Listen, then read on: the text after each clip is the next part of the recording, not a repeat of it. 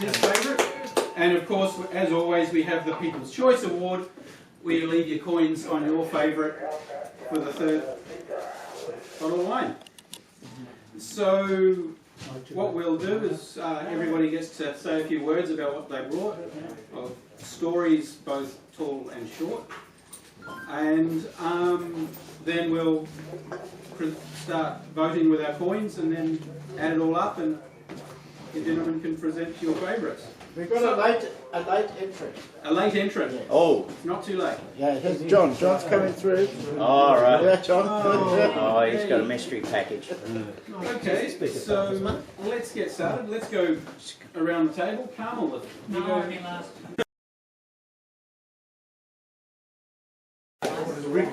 Alright, everyone, what I've got is a whole bunch of stuff. I've taken up the most space on the table. Sorry about that. I have a vintage Tandy electronics beach ball. The look of horror on Dick's face over there. And my Radio Shack t-shirt. It's not original, but it's Radio Shack themed. I've got an Intel 8085 system design kit. It actually came, the individual chips actually came in there, and you had to assemble the board. So this is an assembled version. I do have mint in box, but didn't bring that one, unfortunately. It's got a schematic even. Who remembers Tom Moffat? Oh, Everyone remembers Tom Moffat. I've got original Tom Moffat kits. So the pocket packet, the listening post, and the reset. His original kits. Yeah. I've got one of my first big published projects in Electronics Australia, February 1993, the digital storage oscilloscope adapter. Did anyone have one? I never built it.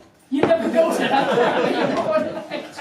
Yeah, Dick Smith and Altronics sold thousands of those, and I sold thousands of copies of software for that. So that gave me my big start. That's what gave me my name. Everyone, I turned up to a job interview once, and somebody went, "Are you Dave Jones who writes the Electronics Australia articles?" Yep, that's me. So this is before the internet. So that was, that was a real big deal. I've got a Dick Smith Funway book.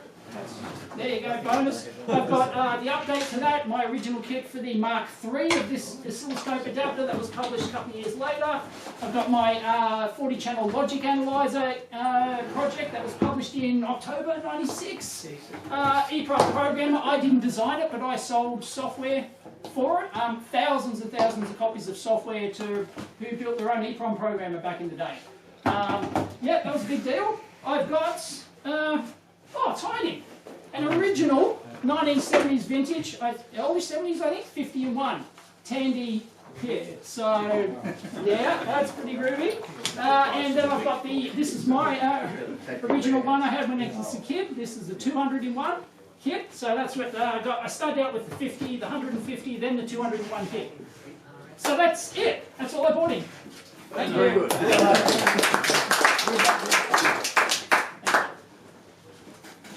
Who's next? Who's next? Next sheet of paper, what's the name at the top? It's Roger Hines. That's you, Rog? Rog, go. Where is Roger? You're it. I'm just going to stick a mic on you. Oh my God. There you go. I got special permission. I phoned up Mal and I said, Mal, is this all right to bring up the July? So it was a kit, and it came. If you wanted a front-end receiver. It's maybe a little confusing to some people, but it fed into a 4.6 megacycle IF strip, and it was a fantastic unit. It was very good for amateur radio use. They use the same dial on the transmitter, which I have now, and I'm working on that project very slowly. The receiver it's gone like around the world. What happened was, when I was a teenager, I acquired it, and I acquired it as a unit. It was already put together, and just to tell you quickly that I didn't have my amateur license at this stage. Oh. And it's a receiver, so I was all right. I was all right. And I built transmitters and all kinds of stuff, because I worked at Ferris Brothers, I had all the appropriate parts to get at the time, and I had so much fun building everything. So what happened was I left to go to Canada, and I thought I'd be only for a couple of years, and what happened was that the actual unit survived going up to Barara to my mate Grant Barkley, who was VK2DIK at the time, and he said, I'll look after it for you. But I didn't stay there 2 years in Canada. I was 23 and a half years over there.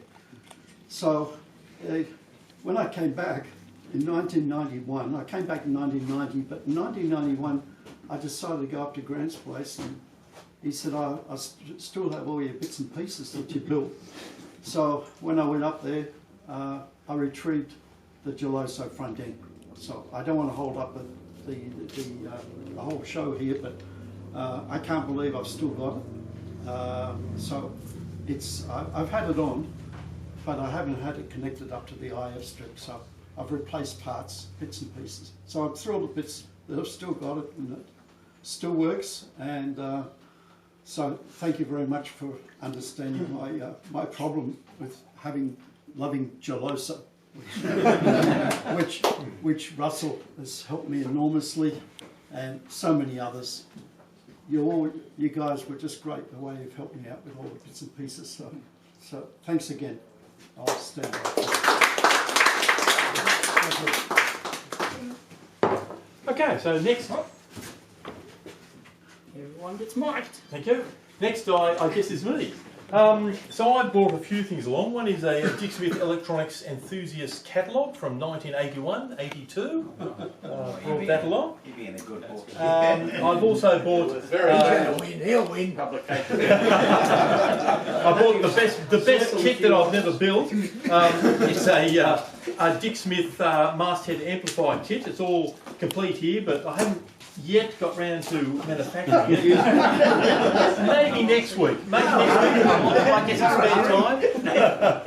But one kit I did build is, and I don't recall whether it was a Dick Smith kit or what, but it came out of Electronics Australia in 1979, was a direct reading capacitance meter that I built at the time.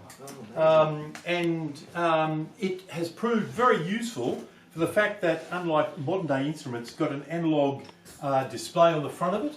So that has proved over the years very, very useful for looking at variable capacitors rather than when you adjust them, rather than waiting for a digital capacitor meter for the display to scroll and then settle. You can just change it and look at the movement. And also, perhaps even more importantly, for some of those small trimmer capacitors that I'm not too sure what happens to them. Maybe they get tin whiskers, but they become intermittent over time. And so with an analog display, you can move the capacitor, vary the capacitor, and look at the analog display, and then you can see where it starts becoming erratic, and then you know that they do have an issue. So it's a very useful kit. Okay, thank you.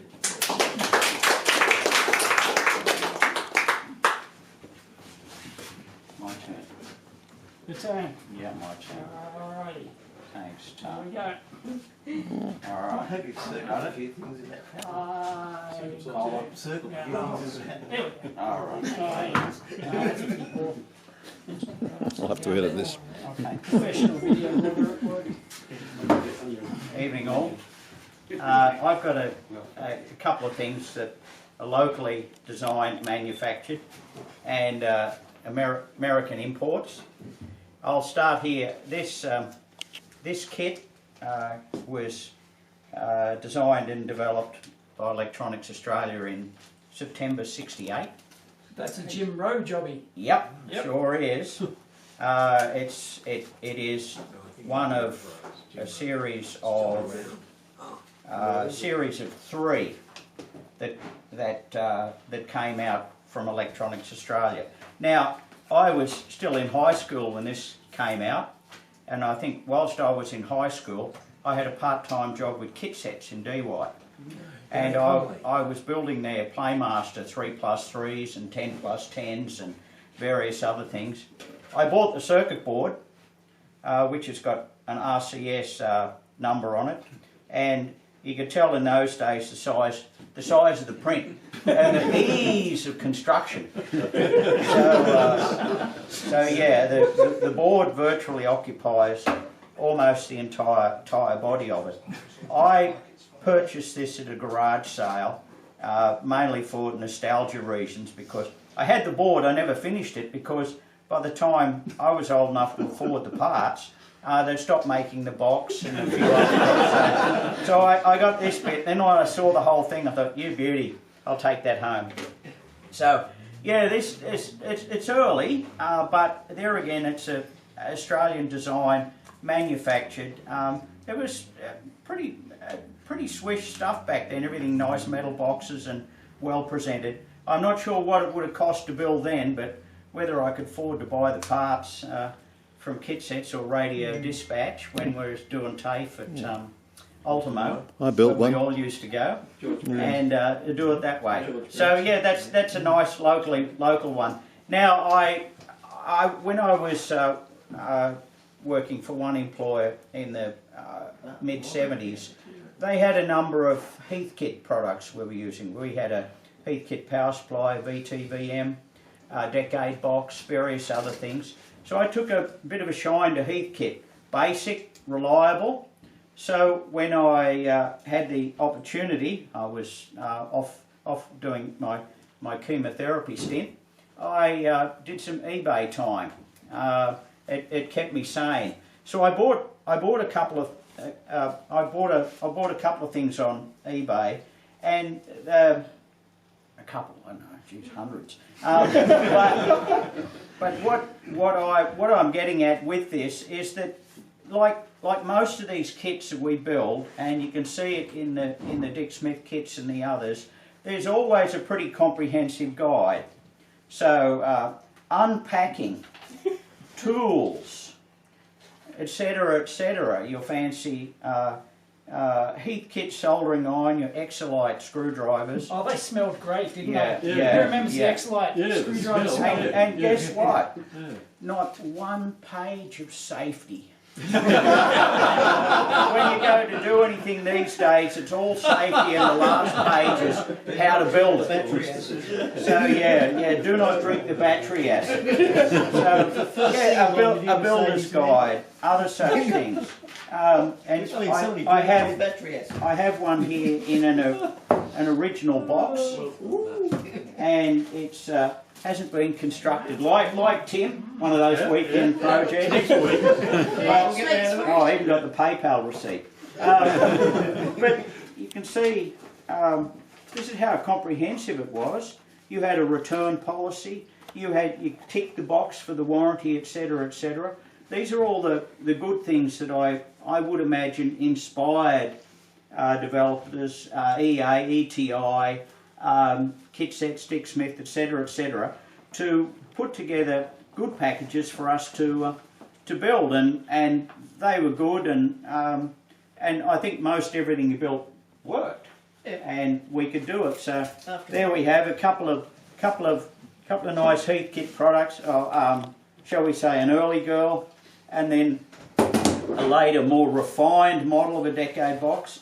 Now I've used these a lot. They're great when generating a current source. So that's my little plug on kits. A bit of local and a bit of imported, but yeah, very, very comprehensive for somebody with minimal or basic knowledge how to solder in those days and build some stuff. So that's my stuff. Thanks.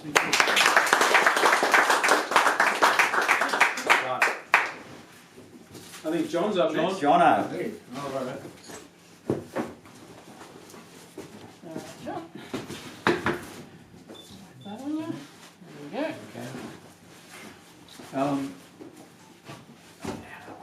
My dad built me a crystal set when I was a kid.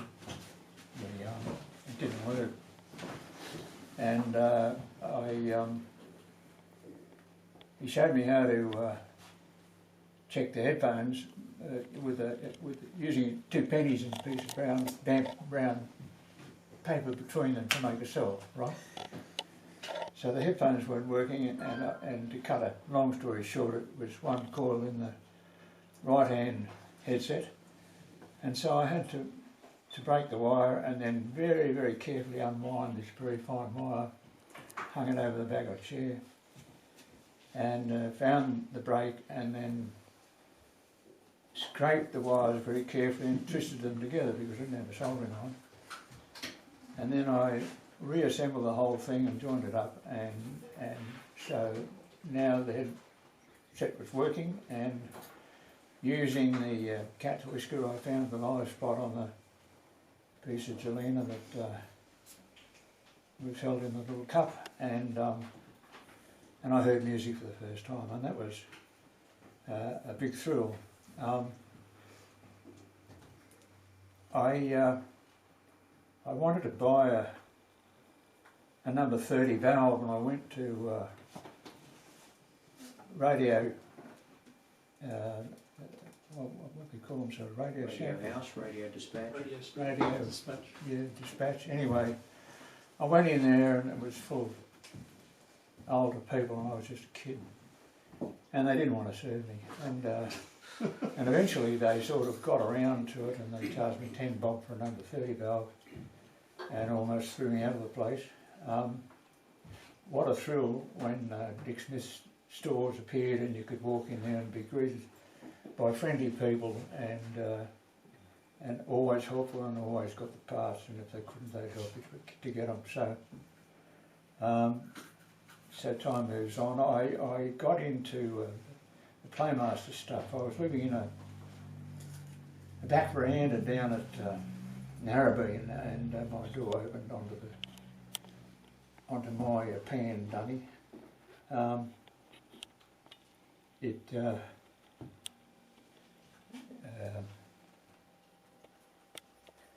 lost my train of thought. I moved. So I couldn't have loudspeakers, but so I built headphone amplifiers, and I had a pair of Akai headphones, and I had a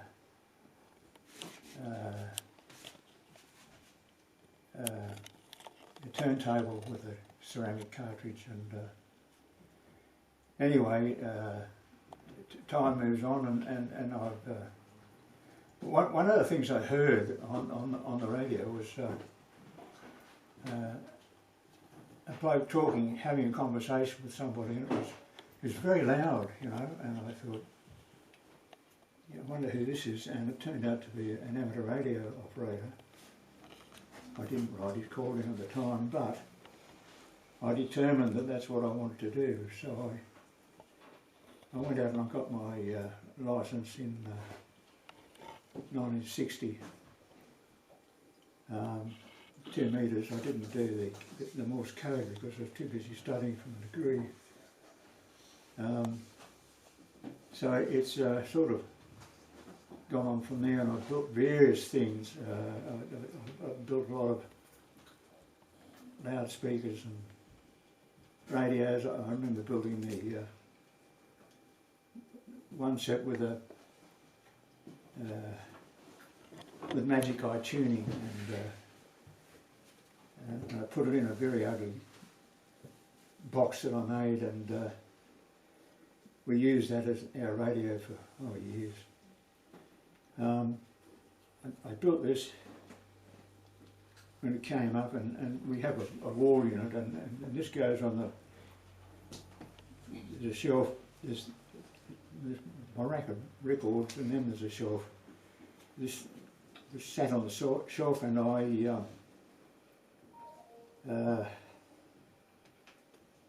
then had an audio sound high quality AM tuner on top with a 10kc whistle filter, and that was in service for a long time. So there you go. This one is still in service, and I've had to initially there was just the amplifier and one connection for external, which was the turntable, and I've had to add other things, you know, as they become available.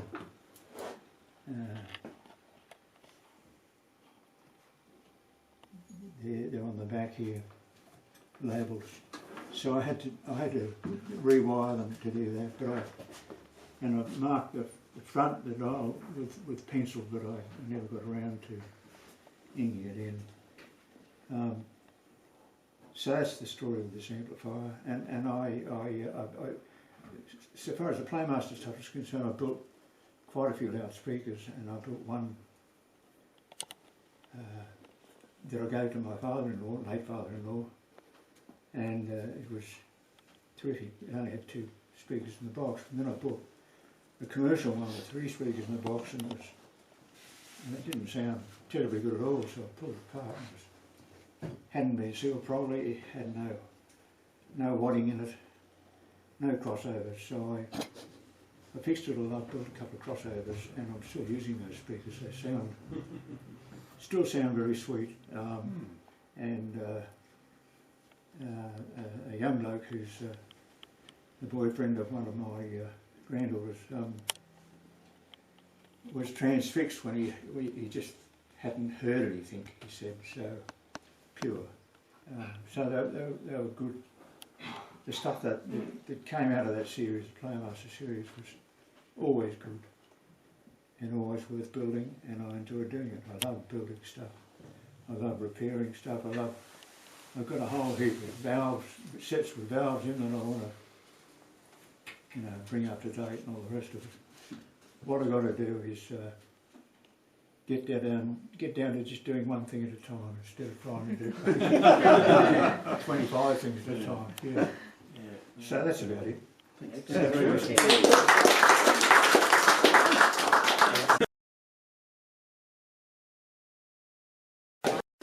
So about 1977 or 78, I forget what it was, I purchased this off the shelf 27 meg CB, marketed as the Hornet, and the SDR power meter marketed as a Southern Star.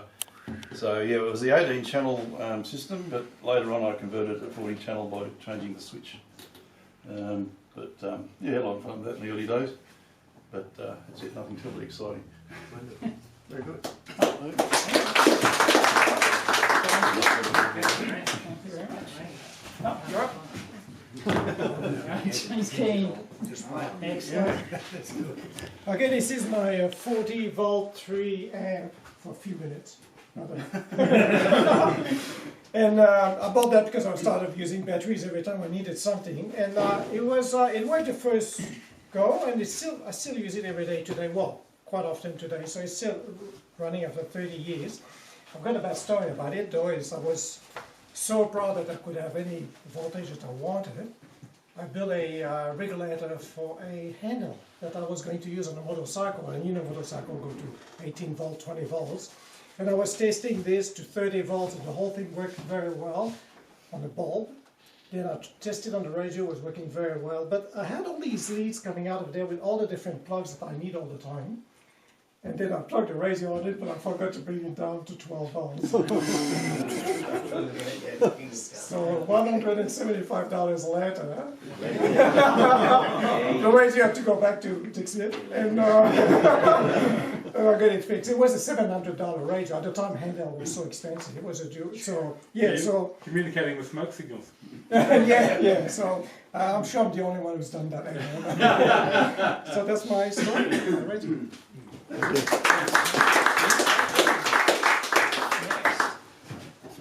Oh, thanks. Okay, it's March 1987. It's just after the America's Cup in Fremantle, and I'm on the ship in Fremantle. And I walk into town and I found a Smith electronics store. And after looking around, I find this nice little amplifier kit. Now on the ship we had 2 FT757s, one driving a 3-element Yagi for HF and a broadband dipole, and above the Yagi was a 4-element quad for 2 metres. Now we had a 2-metre transverter, 10 watts out, not very much power, so this was just a perfect fit to go with that. So I started building it as fast as I could, didn't get it completed, and then we sailed. Now we went across the Indian Ocean. You try soldering when the ship's rolling 35 degrees each way. Not recommended. So eventually, I think by the time we got to Tenerife in the Canary Islands, we were in harbour for a little bit of time, and I managed to get it completed. And again, to give context on time, while we were there, the first fleet reenactment came into port.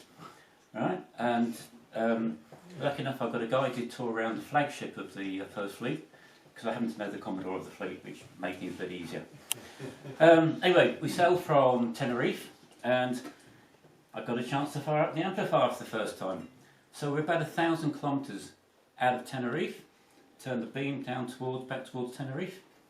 S9, 2 metres both ways, no problem at all. Really good signal. We carried on. Must have been the amplifier, mate. It was the amplifier. Yeah. Carried on various ports, and eventually we got up towards the UK.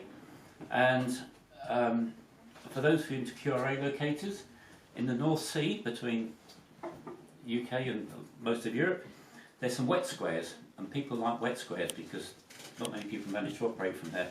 So I got the ship diverted out into this wet square.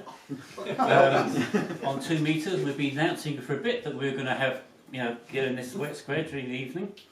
So I had G4AAL logging for me, and I said, I don't think we're going to work many people. Anyway, I got into the wet square, I called CQ, and bang! So I think in the next hour we worked about 150 stations on 2 metres, all after the wet square. So this is the original kit instruction, so looking a bit moth-eaten now. And here is a picture of the ship and a QSL card from the ship. So the ship's call sign was GB0 SWR / Maritime Mobile. That amplifier was used live from that ship for the very first time. And I've been using that amplifier on and off for the last 35 odd years. Wonderful. So yeah, it's a good bit of a history.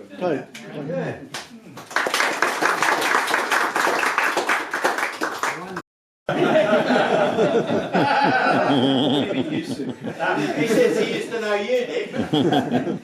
So this is a satellite receiver that I designed in about 1984. I don't know if any or many of you know that the Dick Smith organisation expanded into the US, and this product was sold as a kit by Dick Smith USA, and it was headlined by a radio electronics magazine that had a circulation of about 2 million at the time. So it was a pretty popular kit. I was pretty lucky that when I worked with Dick, he basically said to me, just go for it.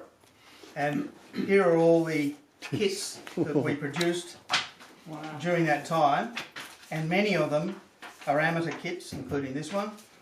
Teletext decoder, HF transceiver, CB Yagis, UHF watt meter, 9-element 2-metre Yagi, teletext decoder, more Yagis, the Dick Smith UHF Explorer transceiver, how to stack Yagis, the VHF transceiver, and in fact in the US there was a 220 meg version of it. 25 watt UHF power amplifier, preamplifiers, power amplifiers, this, watt meters, and a radio direction finder. So I think you could really say that Dick Smith Electronics did more than any other company to promote amateur radio in Australia. Absolutely. And I'd like to thank you for that.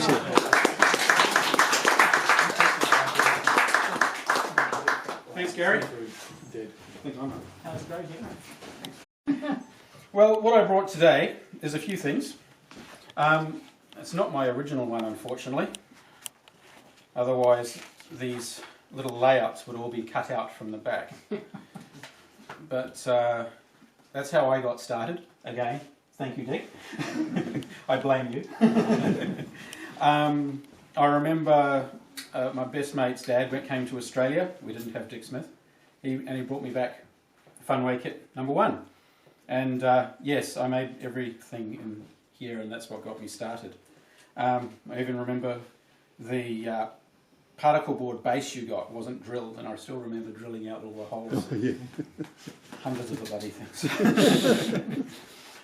There's a later version of the same thing that was sold, I got this in the 2000s, with a plastic board that's pre-drilled.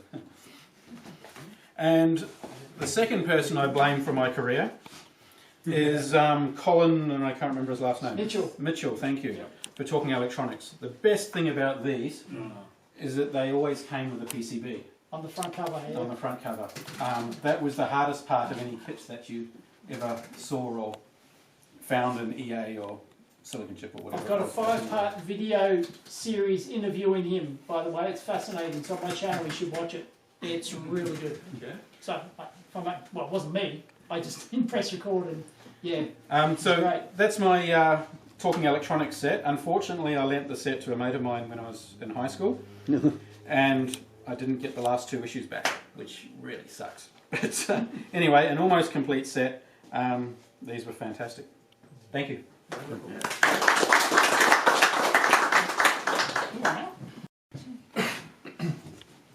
So this is a replica. It's not quite a period piece, unfortunately. I'd love it to be, but it's a replica of what's called the Kim 1, which was the first demo board for a company called Moss Electronics that brought out the 6502 CPU.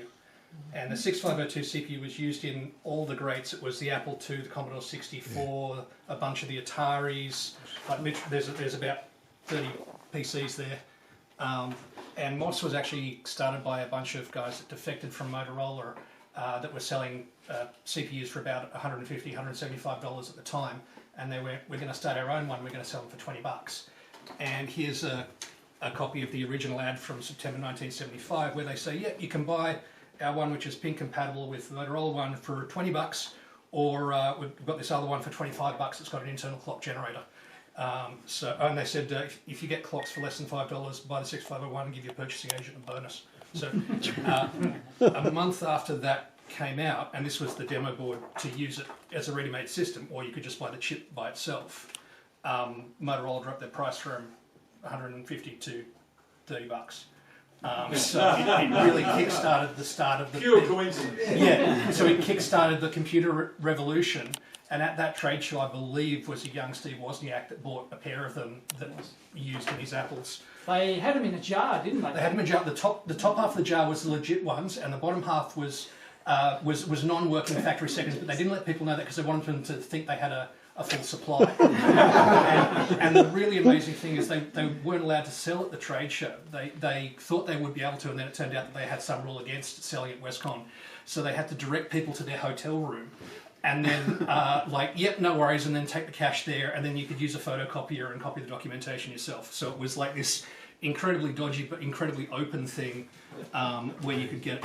But because this little board allowed you to do everything, it's got a hexadecimal keypad, it's got the 7-segment display there, it allows you to save and load to tape, which is the game changer for home systems, because it meant you could get the magazines and all of the people sharing code and stuff between themselves. This is horse racing game built in, and so that's the birth of a whole bunch of the computing magazines, and the start of the computer culture was really because of this one piece of hardware. And I found this one. This is the Dungeons & Dragons dice simulator for the Kim 1, and it describes how the kid got Dungeons & Dragons game in 1980 and was missing the dice, so his dad programmed a dice simulator on it. So I've actually typed in all this code, and if you come up and you push the 4 button, it'll roll a D20 for you. So I just rolled a 4. So, yeah. But yeah, and I've got all the documentation here if anyone wants to have a look. It's a really fascinating bit of hardware. So was that the open source move, or was that open binary? Sorry, say again? Was that the open source move, or was that open It would be binary? free as in free as in beer, but not as in But speech. actually, source or binary? Both. It's type in Yeah, no. So this is... I don't think he's getting the joke. Yeah. Yeah. I got the assembly code too, did you? You got the assembly, yeah, so you got the hex, you got the assembly, you got the... Yeah. So it's everything. Oh, brilliant. Thank you, Gav. All right, I'm going to have to go backwards in time as I go because it's quite sort of complicated and involved. But in the late 90s, I worked for an advertising agency called Creative Innovations. one of our clients was 2UE, which happened to be near Gore Hill shop, I remember. And they did a lot of Dick Smith ads, radio commercials, TV scripts, and I've got a few TV scripts here. They wanted someone to write a kind of a different TV script, radio script, for different feel, and I had to research this, and I came up, this is for these 5.1 amplifier systems. So they gave me the challenge to come up with a radio commercial, and I had to find an actor. So I had an idea in my head, okay, I'm going to look for a gumshoe actor, you know, like a Mike Hammer with that sort of how you doing sort of thing, and came up with a commercial for it. And I'll play, if you want to hear it. Do you want to hear it? Yeah. Yeah. This is late 90s.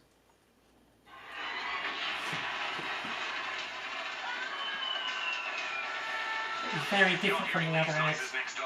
Don't call the police. They're probably coming from the new Technics Digital ProLogic home theater system from Dick Smith Electronics. For $699, you too can connect one to your stereo TV or stereo VCR for real cinema sound. You get 5 surround speakers, AM FM receiver, and it's almost $200 off. It's a real killing. Or there's the new JBL system with remote control for $795. See Dick Smith Electronics today for a real blast in home cinema entertainment. And pick up the new July brochure while you're there.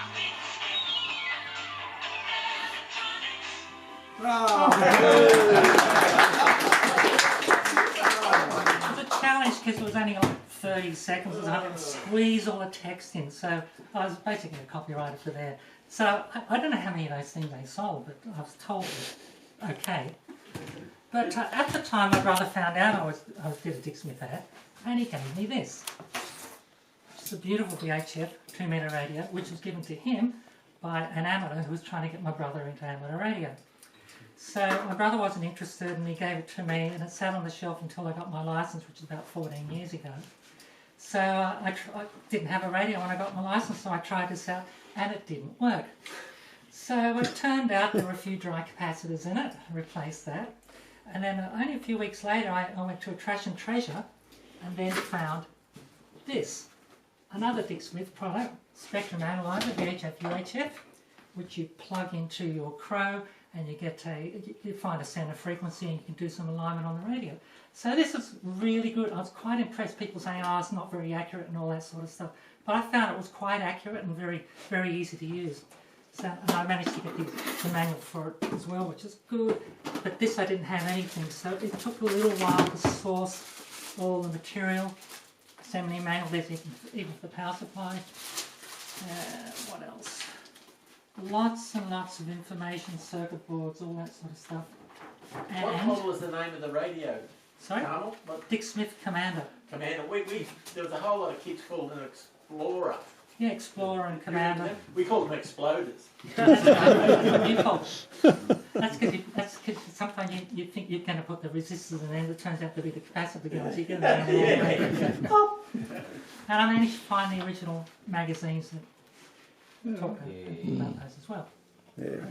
So, going further back in time, and excuse me if I'm talking too much, I'll put that over there. When I was at school, in the school holidays, I managed to get a few weeks work experience working in the Dick Smith art department at North Ryde. Wow. I didn't do a lot, but it was a lot of fun, and I managed to do all on my own and design all on my own. Packaging product. Oh, look at that. Look at that. That's fantastic. Oh. So this, I was looking at this and thinking, oh, this is the death knell of the phone book, because it's a phone dialer, automatic phone dialer. Yes. And I believe that was actually used, the artist actually created packaging based on this design, and so it actually was for sale using my box design.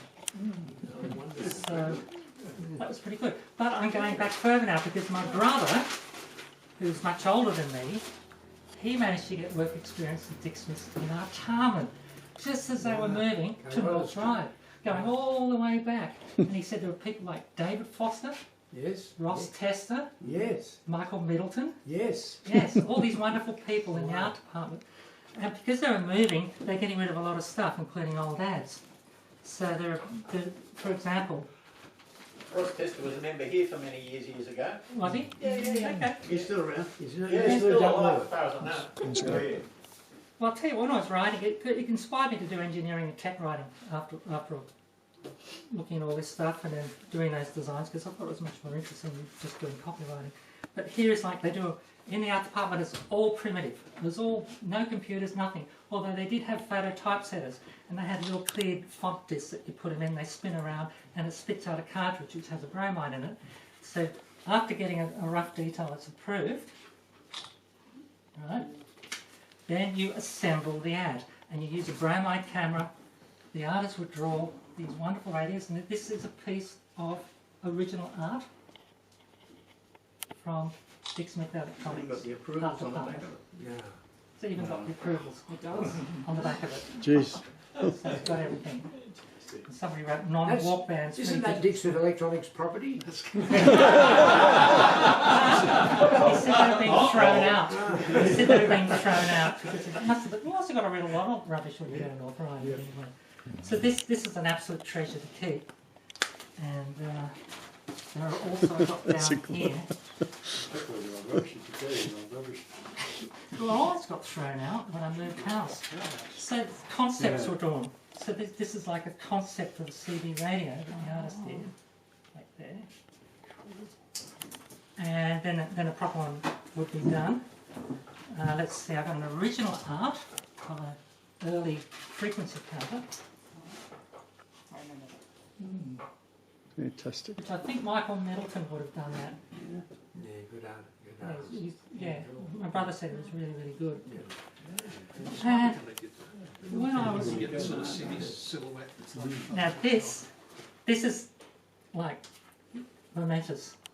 This is the original art for the move from Artarmon to North Ryan. Oh, wow. And it's got you dressed as Superman. Oh.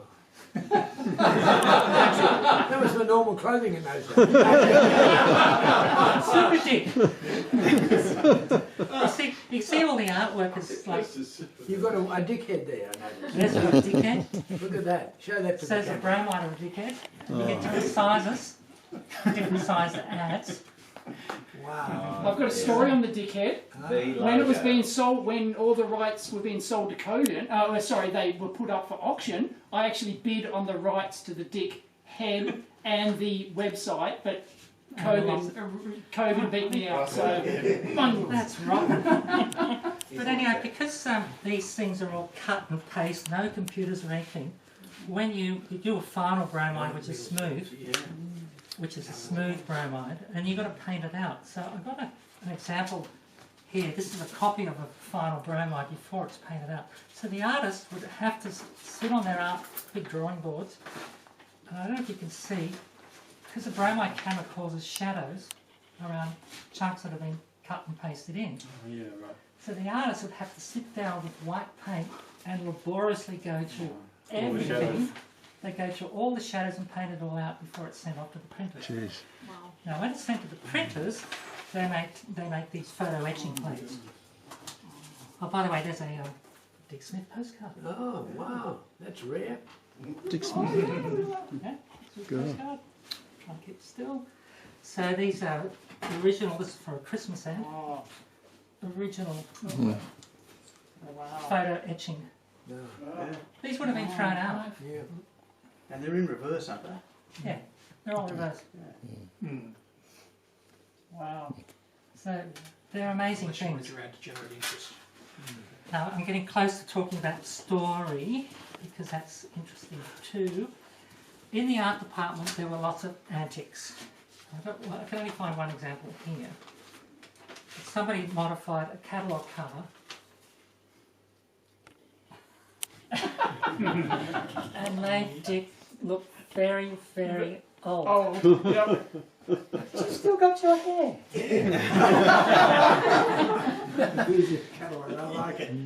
There's all kinds of things. There was one with I don't know if you remember a catalogue cover where a woman's being handed a cup of coffee. Yes, yes. Someone cut out part of your face and it was sort of There. So, which brings me to my tale, which I swear on my oath, you can put me on a polygraph. It is absolutely true. This is what my brother did, what he told me, and he luckily escaped trouble. There was a lovely lady working in the art department, he said, who created the yellow store tickets. So you write the product on there, put the cat number in, send it to the shop, and they look at the cat number. They wouldn't even read the thing. They just look at the cat number, match it to the item, and stick it there next to the item. Okay, she would get a scroll list of this is what you're going to write, what you're going to write, and he modified one of them. So she has this beautiful ink print. Some of the nibs are quite big, so you can make large lettering and all that sort of stuff. All these yellow tickets, and it was beautiful handwriting, and she was as innocent as pie. So my brother modified a thing for an antenna rotator, because they were quite popular then, because I think back then a lot of amateurs used the Armstrong method and all of that. So it went to the store, and it was there for about a week before somebody picked it up. So the original advertisement on the ticket said, "Tired hand, try our new antenna rotator." My brother put on, "Tired hand, try our mechanical wanker."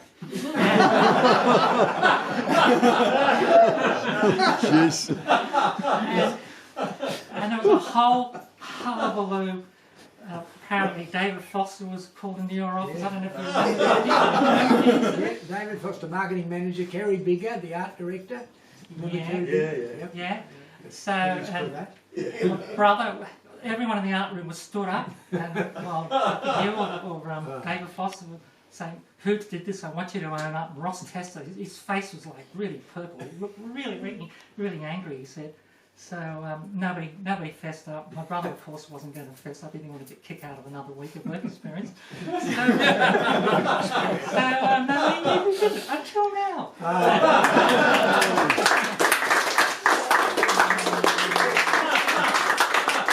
There's got to be a prize for that story no matter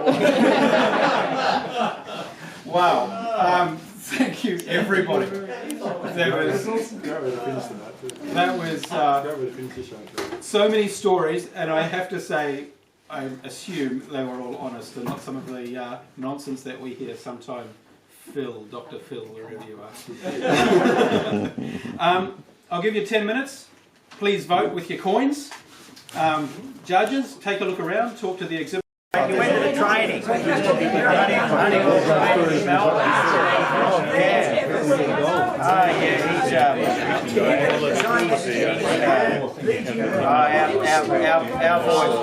boys are pretty everybody's got he did that. Fantastic participation tonight. It's been wonderful. So much nostalgia, so much memorabilia, so many memories, and so much history. A lot of you have spoken about how you came into electronics radio as a career and as a hobby. I have to say I did work for Dick Smith once. I didn't get asked back. That was in New Zealand. Actually, let's start with the special guest. Dick, if you would like to come forward and... Sorry, you're standing right beside me. Would you like to tell us who your favourite exhibit is? For me to make a decision of my favourite object. First of all, I was going to give my vote to David Jones and the Tandy Beetle. Get your photographs now. Look at this. I'm never going to do this again. The only reason I'm holding it now is that Tandy don't exist anymore, and Dick Smith still does. But also Sean's wonderful signal generator. What really appealed to me there is the fact that it's a kit designed by the famous Jim Rowe, or as he's called there in the magazine, Jamison Rowe. And I was just talking, Jim Rowe is alive and kicking. He must be well in his 80s now. I've got some really old radio and hobbies magazines, and there on the editorial page is Jim Rowe. So he's been around forever. Not many people realise that we managed to grab him away from Fairfax, and he came and worked for us at North Ryde for quite a few years, and was one of the reasons I've always said Dick Smith Electronics was successful because I surrounded myself with capable people, and Jim Rowe was one of them. So I greatly appealed to the single generator designed by Jim Rowe, but I have to give my prize to, and I put it down here, I also like the Hornet 18 channel. People mightn't realise that I came up with the idea of 18 channels in Australia and managed to convince Tony Staley, who was the Minister for Communications at the time, that we should go to 18 channels, and there was a good business reason for it. At the time, everyone was importing American 23-channel CB radios, even the local hairdresser was selling them. So I came up with the idea we should have 18 channels, which meant we had to design a special model. We designed them in Japan and got them made, and so that meant we had less competition, but don't tell anyone that. To me, the one I'm going to give my prize is the 2-metre amplifier, because of the wonderful, I've been into, as well as electronics, into adventure, and to me the wonderful story of Operation Rally, is that what it was? And Operation Rally, sailing around the world and then using that 2-metre amplifier to transmit and use ham radio in other places of the world. So that's where my prize goes. Thank you. Hey.